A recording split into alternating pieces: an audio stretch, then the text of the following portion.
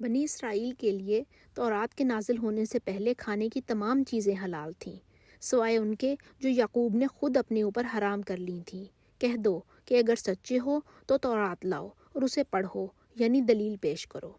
یہ سورہ آل عمران کی آیت نمبر 93 ہے، اور اس کی دلیل یہ ہے کہ یہود حضرت صلی اللہ علیہ وآلہ وسلم سے کہتے تھے کہ آپ کو دعویٰ تو حضرت ابراہیم کے طریقے پر چلنے کا ہے، لیکن جو چیزیں خاندان یعقوب میں جو حضرت ابراہیم علیہ السلام کے پوتے تھے حرام تھیں، ان کو آپ کھاتے ہیں۔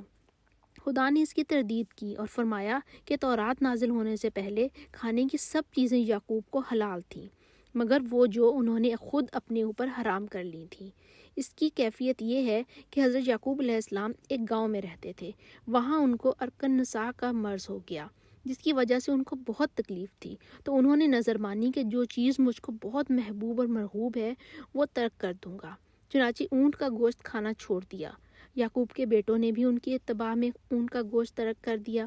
غرض تورات کے نازل ہونے سے پہلے کھانے کی تمام چیزیں حضرت یعقوب علیہ السلام پر حلال تھیں، اور خدا نے ان کو ان پر حرام نہیں کیا تھا۔ اسی بنا پر خدا نے فرمایا کہ اے پیغمبر، یہود سے کہہ دو کہ اگر سچے ہو تو تورات لاؤ اور دکھاؤ کہ اس میں کہاں لکھا ہے کہ ابراہیم کے وقت میں اونٹ حرام تھا۔